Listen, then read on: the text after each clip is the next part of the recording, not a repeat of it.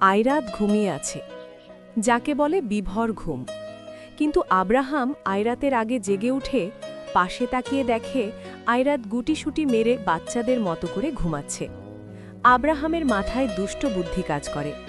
আয়রাতের এলোমেলো চুলগুলো নিয়ে সে আয়রাতের মুখে, গালে, ঘাড়ে সুরসুরি দিতে থাকে। এতে আয়রাত কিছুটা নড়ে চড়ে ওঠে। আব্রাহাম মিটমিট করে হাসে, কিন্তু আব্রাহাম আর কোনো কথা বলে আয়রাতের ঘাড়ে নিজের মুখ ডুবিয়ে দেয় এবং জামার নিচ দিয়ে হাত দেয়। আয়রাত সাথে সাথে চোখ খুলে ফেলে, দেখে যে আব্রাহাম তাকে এভাবে ধরে আছে। আয়রাত তাড়াতাড়ি করে লাফিয়ে ওঠে। কি করছেন আপনি? রোম্যান্স? আয়রাতকে আবার টান দিয়ে শুইয়ে। দেখুন, আমার এভাবে থাকতে একদম ভালো লাগে না, প্লিজ ছাড়ুন। ভালো না লাগলে করার কিছুই নেই, আমার তো ভালোই লাগে, তাই আমি এভাবেই থাকব। আজ আয়রা সব। কিছু সময় পর আব্রাহাম নিজেই আয়রাতকে ছেড়ে দেয়। আয়রাত যেন প্রাণে বাঁচে। আয়রাত উঠে দেখে যে তার গায়ে ওড়না নেই। সে আশেপাশে ওড়না খুঁজতে লাগে, কিন্তু পিছনে তাকিয়ে দেখে তার ওড়না আব্রাহামের হাতে পেঁচানো। আব্রাহাম তা নিয়ে পরম আবেশে ঘুমিয়ে আছে। আয়রাত একটু তাকিয়ে চলে যায় ওয়াশরুমে গিয়ে অনেক বড় বড় পর্দা নামিয়ে দিল। আয়রাত বের হয়ে দেখে আব্রাহাম ফোনে কার সাথে যেন কথা বলছে। আয়রাত তা দেখে সোজা নিচে চলে আসে। নিচে আসতেই বাড়ির স্টাফরা একে একে আয়রাতকে মর্নিং জানাচ্ছে। আয়রাতও তাদের সাথে হেসে হেসে কথা বলছে। তখন কালকের সেই মেয়েটি জুলি আয়রাতের কাছে এলো। Good morning ma'am. Morning ma'am, খাবারে কি বানাবো? যা ইচ্ছে। কথা শেষ না হতেই, আজ তোমাদের ম্যাম রান্না করবে, আয়রাতের পিছন থেকে সামনে এসে। আয়রাত মাত্রই বলবে, কিন্তু আব্রাহাম আয়রাতের পিছন থেকে এসে আয়রাতকে রান্না করতে বলল। আয়রাত তো রাগী চোখে তাকিয়ে আছে। আব্রাহাম, তোমাদের দরকার নেই, আজ আয়রাত রাঁধবে। আর আয়রাত অনেক ভালোও রাঁধতে পারে, তাই না জান পাখি? আয়রাতকে পিঞ্চ করে। আপনি কেন আদা লবণ খেয়ে আমার পিছু লেগেছেন বলুন তো? রান্না যে আমি তেমন পারি না তা আপনার অজানা নয়, কিন্তু তারপরও আমাকে বলছেন রান্না করতে। লিসেন, তোমার রান্না যতই জঘন্য হোক না কেন, আমি খাবো। আমি খেতে পারলে তোমার সমস্যা কোথায়? নাও গো টু দ্য কিচেন। আর হ্যাঁ, শুনো, মাংস ভুনা রাঁধবে আমার জন্য, দ্যাটস মাই ফেভারিট। আব্রাহাম নিজের মতো করে বলে চলে গেল। এদিকে আয়রাত তো রেগে মেগে শেষ, এমনকি রাগের চোটে চোখ দিয়ে পানি পর্যন্ত বেরিয়ে পড়েছে। আয়রাত আব্রাহামের 14 গোষ্ঠী উদ্ধার করতে করতে রান্নাঘরে গেল। তার সামনে সব কিছুই সাজানো আছে, এখন শুধু সে রাঁধবে। তুমি মাংস ভুনা রাঁধবে? দ্যাটস মাই ফেভারিট, ব্যঙ্গ করে। দাঁড়া, তোকে তোর মাংস ভুনা খাওয়াচ্ছি। আমাকে এভাবে সবার সামনে অপমান করা, তাই না? রান্না যে আমি তেমন পারি না তা জেনেও বারবার রান্না করতে বলা, তাও বাড়িতে এতগুলো স্টাফ থাকার পরেও। দাঁড়াও দাঁড়াও, খাওয়াচ্ছি তোমাকে মাংস ভুনা। এমন ঝাল দিব না যে একদম নাকের পানি চোখের পানি এক হয়ে যাবে, তখন বুঝবে মজা। আয়রাত রাগে রান্না করছে আর মুখে মুখে এই কথাগুলো বলছে। আয়রাত রাগের বশে তরকারিতে এতই ঝাল দিয়েছে যে তরকারি গাঢ় লাল রং ধারণ করেছে। দেখেই চোখে পানি আসছে। সেই সময় জুলি রান্নাঘরে আসলো এবং আয়রাতের রান্না দেখে আতকে উঠল। ম্যাম, এ আপনি কি করেছেন? কি করেছি? ম্যাম, আপনি মাংসে এত ঝাল দিয়েছেন আমারই কান্না পাচ্ছে। কি করে খাবেন এটা? না, আমি তো খাবো না, এটা খাবে তোমাদের স্যার, স্পেশালভাবে তার জন্যই বানানো। জুলি মাংসের দিকে তাকিয়ে একটা বড় সড়ো ঢোক গিললে। তার নিজেরই প্রাণ যেন যায় যায় এমন অবস্থা। বেশ কিছুক্ষণ পর আয়রাতের রান্না শেষ হলো। আয়রাত খুব যত্নের সাথে মাংসের বাটি ডাইনিং টেবিলের ওপরে নিয়ে রাখল। আব্রাহাম ওপর থেকে নিচে নেমে এলো। এসেই আয়রাতের দিকে তাকিয়ে বলল, স্মেল তো অনেক ভালোই বের হয়েছে। খেতেও অনেক ভালো হয়েছে চান্দু, একবার খেয়েই দেখো, মনে মনে। আব্রাহাম আর এক মুহূর্ত দেরি না করে সোজা এসে টেবিলে বসে পড়ল। আয়রাত অনেক সুন্দর করে আব্রাহামকে খেতে দিল। আরে বসে আছেন কেন, খান খান, হেসে। খা বজ্জাত কোথাকার, বেশি করে খা, মনে মনে। আব্রাহাম আয়রাতের দিকে কিছুটা সন্দেহের দৃষ্টিতে তাকালো। তার কেমন যেন ডাল মেকুচ কালা লাগছে। কি ব্যাপার, আজ এত ভালোভাবে কথা বলছো কেন বলো তো? আয়রাত আব্রাহামের কথায় ভেবা চ্যাকা খেয়ে গেল। কই, না না তো, আমি ঠিক আছি, আপনি খান। তুমি খাবে না? তুমিও খাও। এই রে সেরেছে, এখন আমি কি বলি, মনে মনে। না মানে আসলে আমি খাবো তো খাবো, কিন্তু আপনার খাওয়ার পর, মেয়েদের আগে খেতে নেই তো। সূর্য কোন দিক দিয়ে উঠেছে আজকে? আরে এত কথা বলছেন কেন? খান আপনি, আমি এত কষ্ট করে বানিয়েছি। দেখি কি বানালে। আব্রাহাম প্রথম বাইট খেল। খাওয়ার সাথে সাথে চোখে পানি চলে এলো। আব্রাহাম আয়রাতের দিকে তাকালো। দেখল আয়রাত তার সামনে দুহাত ভাঁজ করে দাঁড়িয়ে আছে। আয়রাত কিছুটা ঝুঁকে আব্রাহামের সামনে গিয়ে বলল, আমি রেঁধেছি, খুব মজা তাই না? আব্রাহাম বেশ বুঝতে পারল যে মাংসে ইচ্ছে করেই ঝাল দেওয়া হয়েছে। আব্রাহাম কোনো কথা না বলে উল্টো আয়রাতকে চোখ মারল। আয়রাত সোজা হয়ে দাঁড়িয়ে গেল। আব্রাহাম বাঁকা হেসে লাগাতার খেয়েই যাচ্ছে, যেন এটার মতো অমৃত অন্য আর কিছুই নেই। আয়রাত প্রায় অনেকটুকু মাংস আব্রাহামকে দিয়েছিল, আর যে পরিমাণ ঝাল দিয়েছে তাতে এই সম্পূর্ণ কারোরই পক্ষে খাওয়া সম্ভব নয়। কিন্তু আয়রাতকে অবাক করে দিয়ে আব্রাহাম সম্পূর্ণ খেয়ে উঠল। খাওয়া শেষে আব্রাহাম শুধু এক দীর্ঘ নিঃশ্বাস ছাড়ল। মাথা তুলে আয়রাতের দিকে তাকালো। বাপরে বাপ, এই কি আদৌ মানুষ নাকি ভূত? মরিচের প্যাকেটে থাকা সবটুকু মরিচ দিয়েছি, তাও এভাবে খেয়ে ফেলল। কিন্তু উনি তো এত ঝাল খানই না, তাহলে কেমনে কি? আমি শিওর এই বেটা মানুষ না, মনে মনে। আব্রাহাম আয়রাতের মুখের সামনে তুড়ি বাজালো। তাতে আয়রাত তার ভাবনার জগৎ থেকে বেরিয়ে আসলো। আয়রাত চমকে আব্রাহামের দিকে তাকালো। দেখল যে আব্রাহামের চোখ, মুখ, নাকের ডগা সব টমেটোর মতো লাল টুকটুকে হয়ে আছে, কিন্তু তবুও তিনি কোনো রিয়্যাক্ট করছেন না। আব্রাহাম এবার মাংসের বাটিটা আয়রাতের সামনে এগিয়ে দিল। আয়রাত বোকার মতো আব্রাহামের দিকে তাকিয়ে আছে। আয়রাতের প্রশ্নবদ্ধভাবে আব্রাহামের দিকে তাকালে আব্রাহাম তাকে ইশারা করে এটা খাওয়ার জন্য। আয়রাত কেঁদে দেয়। আব্রাহামের দিকে কান্না কান্না মুখ নিয়ে আব্রাহামের দিকে তাকালে আব্রাহাম হিংস্র চোখে তার দিকে তাকায়। একদিকে ঝাল আর একদিকে আব্রাহামের রাগ, দুটোই যেন সমান। আয়রা তার কোনো উপায় না পেয়ে একটু মাংস মুখে দিল। দেওয়ার সাথে সাথে গগন বিদারী চিৎকার। আয়রাত চোখের জলে নাকের জলে হয়ে গেছে, সারা টেবিলে পানি খুঁজে বেড়াচ্ছে। আব্রাহাম এবার উঠে দাঁড়িয়ে আয়রাতকে জোর করে টেনে উপরে নিয়ে যেতে লাগল। আয়রাত অনেক চিল্লাচ্ছে, কিন্তু কে শুনে কার কথা? আব্রাহাম তো তার মতো করেই আয়রাতকে কেনে হিচড়ে উপরে নিয়ে যাচ্ছে। ঘরে আসার সাথেই আব্রাহাম আয়রাতের বুক থেকে ওড়না টেনে খুলে ফেলে। আয়রাত একে তো ঝালে শেষ, তার উপর লজ্জায় অন্যদিক ঘুরে দাঁড়ালো। আব্রাহাম আয়রাতকে কোলে তুলে নিয়ে ওয়াশরুমের দিকে যেতে লাগল। আয়রাতকে কোল থেকে নামিয়ে শাওয়ারের নিচে দাঁড় করিয়ে দিল। আব্রাহাম পাগল হয়ে গেছে ঝালে, কিন্তু সহ্য করছে। শাওয়ার অন করে দুজনেই ভিজতে লাগল। আব্রাহাম এক প্রকার জোর করেই আয়রাতের ঠোঁট জোড়া নিজের করে নেয়। ঝালে এবং রাগে আব্রাহাম আর কোনো উপায় না পেয়ে আয়রাতের ওপর সব ঝাড়ছে। আব্রাহাম পাগলের মতো করে আয়রাতকে কিস করে যাচ্ছে।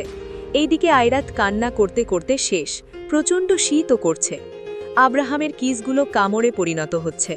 আয়রাত হাজার ধাক্কাচ্ছে, কিন্তু আব্রাহাম আয়রাতকে দেওয়ালের সাথে চেপে ধরেছে। ঠান্ডা পানিতে আয়রাতের মুখ যেন আরও স্নিগ্ধ রূপ ধারণ করেছে। আব্রাহাম নিজের শার্ট এক টানে খুলে ফেলে। আয়রাতের জামার হাতা ছিঁড়ে ফেলে, বুকের দিকে ছেড়ে ফেলে। আব্রাহাম আয়রাতের গলায়, ঘাড়ে নিজের মুখ ডুবিয়ে যায়। আয়রাত আর না পেরে আব্রাহামকে জোরে ধাক্কা দেয়, যার ফলে সে কিছুটা পিছিয়ে যায়।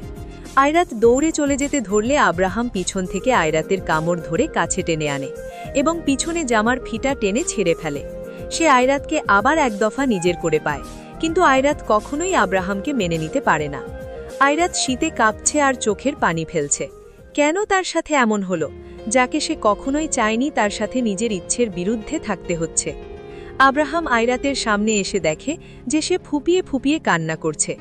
আব্রাহামের বুকে কেমন এক মোচড় দিয়ে উঠল। আব্রাহাম আয়রাতের পাশে তার কামড় চেপে ধরে বসে পড়ল। পরের বার যেন এমন কিছু করার আগে আজকের দিনটা মনে থাকে, ঠিক আছে জান পাখি?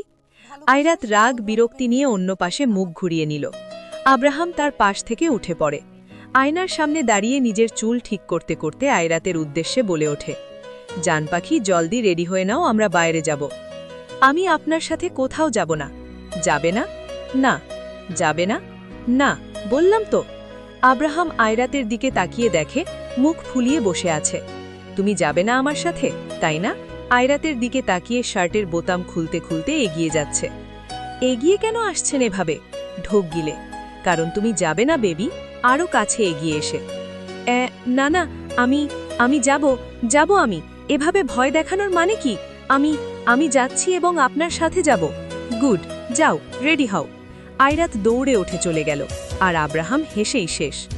ডোজটা ভালোই কাজ করে, মাঝে মাঝে দিতে হবে। আয়রাত রেডি হয়ে এলো। আজকে আয়রাতকে বেশ স্মার্ট লাগছে। পরনে ব্ল্যাক কালার প্যান্ট, ক্রিম কালারের long winter off shoulder top, কিন্তু চুলগুলো ছেড়ে দেওয়ার ফলে কাঁধ বোঝা যাচ্ছে না। পায়ে ব্ল্যাক হিল শুজ, কানে টপ এবং ঠোঁটে লিপস্টিক। বেশ ফাটাফাটি লাগছে আয়রাতকে। অন্যদিকে আব্রাহামও রেডি হয়ে নিল। সেও কম কিসে। পরনে ব্ল্যাক কালার প্যান্ট, ধবধবে সাদা শার্ট, শার্টের হাতা ফোল্ড করা, নীলাভ চোখ, চুলগুলো হালকা বড় বড়, সামনের চুলগুলো কপালে উপচে পড়ছে, চাপ দাড়ি, হাতে ব্ল্যাক ব্র্যান্ডেড ওয়াচ, পায়ে ব্ল্যাক শু, পুরাই কাতিলানা লুক। আব্রাহাম পারফিউম দিচ্ছিল সেই সময় আয়রাত এলো। আব্রাহাম আয়রাতকে দেখে এক ভ্রু উঁচু করে ফেলল। আর কত কত লুক আছে তোমার, মানে you are looking cool. Ayrat, let's go baby. Abraham Ayrat এভাবেই কাটিয়ে দিল বেশ কিছুদিন। আয়রাতও ইদানিং আব্রাহামের সাথে মিলেমিশে গেছে। এখন আর আগের মতো রুড বিহেভ করে না, কিন্তু তার মনের কোণে এক আকাশ অভিমান জড়ো হয়ে আছে। কেননা আব্রাহাম আয়রাতকে তার বাবা মার সাথে কোনো যোগাযোগ করতে দেয় না, পারমিশন ছাড়া বাইরে বের হতে দেয় না। এক প্রকার বন্দি জীবন। কিন্তু কেন জানি না আব্রাহামের পাগলামিগুলো আয়রাতের বেশ ভালো লাগে। আয়রাত নিজেও জানে না যে কেন ভালো লাগে। আব্রাহাম আশেপাশে না থাকলে কেমন ফাঁকা ফাঁকা লাগে। এই অনুভূতিকে ঠিক কি বলে জানা নেই আয়রাতের। কিন্তু আব্রাহামের উপর এখন তার ভালো লাগা, রাগ, অভিমান সবই কাজ করে। আব্রাহাম তার অফিসের কাজে ব্যস্ত, কিন্তু আয়রাতকে 24 ঘন্টা নজরে রাখে, সারা দিন জ্বালায়। আব্রাহামের জন্য আয়রাত কিছুটা রান্না করাও শিখে গেছে, কিন্তু আব্রাহাম তেড়ামি করলে ইচ্ছে করেই রান্নাতে ঝাল বেশি দিয়ে দেয় বা লবণ বেশি দিয়ে দেয়। প্রায় 1 সপ্তাহ পর তারা সুইজারল্যান্ড থেকে দেশে ফিরে এলো। চৌধুরী ভবন। অয়ন, বাপি। বাপি, আমরা এভাবে আর কতদিন বৌমনির কাছ থেকে সত্য লুকিয়ে রাখব? আমারও তো সেই একই কথা, কিন্তু আব্রাহাম মানছে না। দাভাই, কেন মানবে না? আফটার অল বৌমনির এটা জানার অধিকার রয়েছে। কিন্তু আমি ভাবছি যে আয়রাত সত্য জানার পর কি করবে। সে যদি আমার আব্রাহামকে রেখে চলে যায়, তাহলে আব্রাহাম মরেই যাবে। বাপি, তুমি বৌমনির দিকটা মাপছো না। ওরা বৌমনি বাবা মা হয়, কেউ তাদের বাবা মাকে রেখে এতটা দিন কি করে আলাদা থাকতে পারে? বাপি, বৌমনি অনেক কিছু সহ্য করেছে। আর না, আমরা যতদিন এই সত্যটা লুকাবো, পরবর্তীতে বৌমনির অভিমান আরও বাড়বে। আব্রাহাম না বলা পর্যন্ত আমি কিছুই করতে পারবো না অয়ন। একদিন না একদিন সবকিছু বৌমনি জেনেই যাবে। তো তুমি কেন বলছো না যে বৌমনি আর কেউ না, বরং তোমারই আপন ছোট ভাই আশরাফুল আহমেদ চৌধুরীর মেয়ে? সেই আশরাফুল আহমেদ যে কিনা টাকা সম্পদের এবং পাওয়ারের জন্য নিজেরই আপন ভাই এবং তার স্ত্রীকে মেরে ফেলতে চেয়েছিল। ভাগ্য আমাদের ওপর সহায় ছিল, যার জন্য বাপি, তুমি, আমি আর দাভাই বেঁচে গেছি। কিন্তু মা তো পুড়ে ছাই হয়ে গেল আমাদের সেই বাড়ির সাথেই। তোমার সেই একমাত্র ভাইয়ের জন্য আমাদের পুরো পরিবারটা ভেঙে চুরমার হয়ে গেছে। আর বৌমনি অন্য কেউ না, আমাদেরই আপন চাচাতো বোন হয়। দাভাই প্রতিশোধের তাড়নায় ছুটলেও আয়রাত বৌমনিকে পাওয়ার পর তার ধারণা পুরোপুরি পাল্টে গেছে। কেন তুমি এই সত্যটা আয়রাত বৌমনিকে বলছো না? কেন? ঠিক সেই সময় পিছনের দিক থেকে কিছু পড়ে ভেঙে যাওয়ার প্রচণ্ড আওয়াজ আসে। আবির আহমেদ এবং অয়ন সাথে সাথে পিছন ফিরে তাকায়। তাকিয়েই তাদের আত্মা চমকে যায়। ভয় ভয় অয়নের মুখ দিয়ে বেরিয়ে আসে, বৌমনি, তুমি? আয়রাত? আয়রাত চা বানিয়ে ট্রেতে করে তার বাপির ঘরের দিকে যাচ্ছিল, কিন্তু হঠাৎ অয়ন এবং আবির আহমেদের কথায় সে থেমে যায়। তারপর যা শোনে, এতে আয়রাত ভেতরে থেকে পুরো ভেঙে পড়ে। তার হাত থেকে চায়ের ট্রে নিচে পড়ে যায়, বিকট শব্দ হয়। তখন আবির আহমেদ অয়ন আয়রাতের দিকে তাকিয়ে দেখে আয়রাত সব কথা শুনে ফেলেছে। আয়রাত কিছু বলছে না, যেন তার কান দিয়ে কারো কোনো কথা যাচ্ছে না। সে মাত্রই কি শুনল শুধু তা ভাবছে। আয়রাতের চোখ দিতে টুপ টুপ পানি পড়ছে, জোরে জোরে নিঃশ্বাস ছাড়ছে শুধু। আয়রাত মামনি, তুমি যা ভাবছো তা মোটেও না, ভুল শুনেছ তুমি। বৌমনি, প্লিজ তো। অয়ন আয়রাতের দিকে এগোতে নিলে আয়রাত সামনে হাত দিয়ে থামিয়ে দেয়। ধীরে ধীরে পিছাতে লাগে সে। পিছনে কোনো কিছুর সাথে ধাক্কা লেগে পড়ে যেতে নিতে আবার উঠে দাঁড়ায়। আবির আহমেদ অয়ন আয়রাতের কাছে যেতে ধরলে আয়রাত দৌড়ে তার ঘরে চলে যায় এবং দরজা লাগিয়ে দেয়। আয়রাতের পিছু পিছু তারাও যায়। আয়রাত মামনি, দরজা খোল, কোনো উল্টাপাল্টা কাজ করিস না, দরজা খোল মা। অয়ন, বৌমনি দরজা খোল। দরজাতে জোরে ধাক্কাতে ধাক্কাতে, বৌমনি প্লিজ, ভুল বুঝো না, দরজা খোলো। আবির আহমেদ, কি দরকার ছিল এভাবে বলার? সময় বুঝে আয়রাতকে সবকিছু একদিন বলা যেত। অয়ন, তোমরা যদি আগেই বৌমনিকে সবকিছু বলে সব মানিয়ে নিতে, তাহলে আজ কখনোই এই দিন দেখতে হতো না বাপি। এই কথা বলে অয়ন রেগে চলে আসে। আবির আহমেদও মন খারাপ করে চলে আসে। কিন্তু দেয়ালের ওপারে আয়রাতের মনে ঝড় বয়ে যাচ্ছে। আয়রাত দরজা লাগিয়ে দিয়ে নিচে বসে পড়ে। সে কল্পনাতেও কোনোদিন ভাবেনি যে তাকে কখনো এমন কিছু একটার সম্মুখীন হতে হবে। আয়রাত ডুকরে কেঁদে ওঠে। তার মাথায় শুধু একটা কথাই ঘুরপাক খাচ্ছে। আয়রাতের বাবা আশরাফুল আহমেদ আবির আহমেদের ছোট ভাই হয় এবং তার বাবা তারই আপন ভাইকে মেরে ফেলার চেষ্টা করে। তাহলে কি তার বাবা একজন খুনি? আয়রাতের এই কথা ভাবতেই বুক ভেঙে কান্না আসে। কান্না করতে করতে নিজের একদম নাজেহাল অবস্থা করে ফেলেছে। আবির আহমেদ অয়নও হতাশ হয়ে বসে আছে। আয়রাতকে অনেক ডাকা হয়েছে, অনেক চেষ্টা করা হয়েছে ঘরের বাইরে আনার জন্য, কিন্তু লাভ নেই। সে দরজা খুলতে নারাজ। অবশেষে অনেকক্ষণ এভাবে থাকার পর আয়রাত উঠে দাঁড়ায়, চোখের পানি মুছে ফেলে, ঘরের দরজা খুলে সোজা বাড়ি থেকে বের হয়ে যায়। আয়রাতকে বের হতে দেখে তার বাপি এবং অয়ন ছুটে আসে আয়রাতকে আটকানোর জন্য। অনেক চেষ্টা করে কিন্তু পারে না। আয়রাত কারো কথা কানে না তুলে একদম বাড়ির বাইরে চলে আসে। আয়রাত বাড়ির ড্রাইভারকে বলে আব্রাহামের অফিসের উদ্দেশ্যে যেতে। ড্রাইভারও আয়রাতের কথা মতো গাড়িতে উঠে চলে যায়। আয়রাতের মনে অনেক ক্ষোভ জমে পেয়েছে আব্রাহামের জন্য। কেন সে সবকিছু জানার পরও আয়রাতকে কিছুই বলেনি? আজ সবকিছুর জবাব চাই আয়রাতের। ইন অফিস ল্যাপটপে মুখ গুজে দিয়ে বসে রয়েছে আব্রাহাম। মুখে রয়েছে এক গম্ভীর ভাব। সেই সময় দরজাতে টোকা পড়ল। আব্রাহামের নজর তাকিয়ে দেখে, আবার কাজে মন দিল। Come in. রাশেদ, স্যার, এই যে নতুন আরও একটা ডিলের পেপার। একটা ফাইল আব্রাহামের দিকে এগিয়ে দিয়ে। আমি ডিলারকে বলে দিয়েছি আপনার যখন সময় হবে আপনি তখন ওনার সাথে কথা বলে নিতে পারেন। গুড। আচ্ছা, কোনো খবর পেলে? জি স্যার, আপনি এবং ম্যাম দেশের বাইরে চলে যাওয়ার পর আশরাফুল আহমেদ আপনাকে তন্ন তন্ন করে খুঁজেছে সব জায়গায়, কিন্তু পাইনি। উনি যেহেতু আপনাকে দেখেছেন তো আপনাকে মনেও রেখেছেন। তার সব চালাপালাদের লাগিয়ে দিয়েছে, কিন্তু আপনার কাছে পৌঁছানোর সাধ্য তাদের নেই। আমি যে কাজ এতদিনে পাইনি তা আজ আমি নিজে করে দেব। আমি আজ নিজে আমার শ্বশুর আব্বুর বাড়িতে যাব। যা এতদিন ভেবে এসেছিলাম তা আজ আমি করে দেখাবো। এই বলে আব্রাহাম উঠে দাঁড়ালো এবং অফিস থেকে বের হয়ে পড়ল। রাশিদও তার পিছু যাচ্ছে।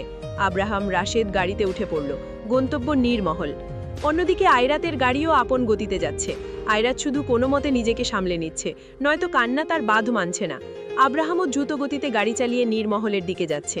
প্রায় বেশ খানিক পর আব্রাহাম নীরমহলের সামনে এসে পড়ল, কিন্তু বাড়ির ভিতরে প্রবেশ করতেই আব্রাহাম চরম অবাক হলো।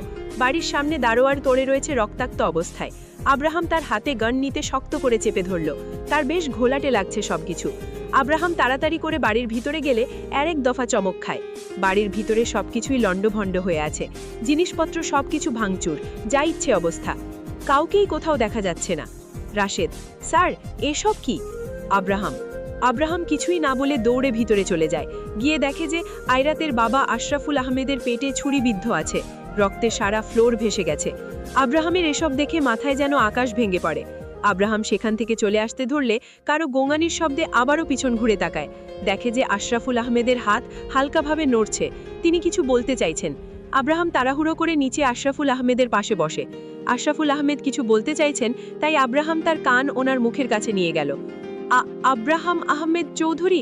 আব্রাহাম, আমারই আপন ভাইয়ের ছেলে। আব্রাহাম অবাক চোখে আশরাফুল আহমেদের দিকে তাকায়। তিনি জানলেন কি করে যে আব্রাহাম ওনার ভাইয়ের ছেলে? তুমি আমার বড় ভাইয়ের ছেলে, সেই ভাইয়ের ছেলে যাকে আমি কখনো ভাইয়ের চোখে দেখিনি, কোনোদিন সম্মান করিনি, এমনকি মারতে ফেলতেও দুবার ভাবিনি। আব্রাহাম, আমি স্বপ্নেও ভাবিনি যে আমাকে এমন দিন দেখতে হবে। আমার কর্মের ফল আমাকে এইভাবে ভোগ করতে হবে। আসলে খারাপের সাথে কখনোই ভালো হয় না, তার পরিণাম সবসময় ভয়াবহ, যেমনটা হলো আমার সাথে। আমি সবকিছু জানি বাবা।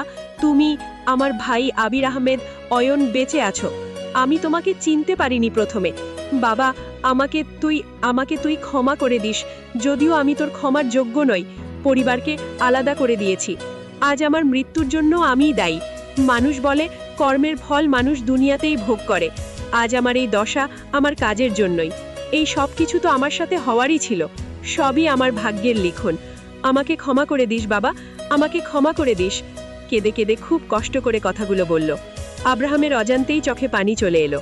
আব্রাহাম তাড়াহুড়ো করে বলে উঠল, তোমাদের এই অবস্থা করলো কে, আর কি করে করলো? আমিও একদিন তোর বাবা আবির আহমেদের সাথে চরম বিশ্বাসঘাতকতা করেছিলাম। ঠিক তেমন ভাবেই কেউ একজন আমার সাথেও ছলনা করেছে। যাকে আমি সবচেয়ে বেশি বিশ্বাস করতাম, সেই আজ আমাকে ধোঁকা দেয়। কে সে? দুলাল। দুলাল আমার পক্ষে ষড়যন্ত্র করে, যার ফলে আজ আমার এই পরিণতি। কিছুক্ষণ আগের ঘটনা। দুলাল, তুই ভুলে যাস না তুই কি ছিলি আর আজ কি হয়েছিস। পথের ভিখারি ছিলি তুই, পথে পথে ভিক্ষে করে বেড়াতি, আর আজ নিজের দিকে চেয়ে দেখ আমার জন্য কি হয়েছিস। আমার এত দয়া ধর্ম সব ভুলে গেলি? রেগে চিল্লিয়ে। আরে আস্তে, গলার জোর একার না, আমারও রয়েছে। আশরাফুল আহমেদ, কি চাচ্ছিস তুই? দুলাল, এখানে তোমার সুন্দর একখানা সাইন, একটা কাগজ এগিয়ে দিয়ে। আমি কখনোই আমার মাদক কারখানার পেপারে সাইন করব না। দেখ, অযথা না করলে লাভ নেই। সারা জীবন তো বেআইনি কাজই করে আসলে, এখন একটু অবসর নাও। ভালোভাবে সাইন করে এখানে সেই কারখানা এবং সেখানকার জমি আমার নামে লিখে দাও। কখনো না। আচ্ছা যাও, না করলে এখন পরে করো, কিন্তু তার আগে কিছু কথা তো শুনে যাও, তোমার জীবনের কিছু চরম সত্য। কি বলতে চাচ্ছিস তুই? আব্রাহাম আহমেদ চৌধুরী, এই ব্যক্তিটি সেদিন তোমার চোখের সামনে দিয়ে তোমার মেয়েকে তুলে নিয়ে গেছে। সে আসলে কে জানো? American mafia. দেশে খুব কম সংখ্যক মানুষই তা জানে, এবং সাথে সাথে তোমার বড় ভাই আবির আহমেদের ছেলেও বটে। মানে তুমি সম্পর্কে আব্রাহামের চাচ্চু লাগো, যে কিনা এতদিন ভেবে এসেছিল যে সে আর বেঁচে নেই, কিন্তু তুমি ভুল, সে বেঁচে আছে। আর শুধু সে না, তোমার ভাই আবির আহমেদ অয়নও বেঁচে আছে। কখন বলছিস তুই বেঁচে আছে মানে? আরে আরে, ভয় পেয়ে গেলে বুঝি?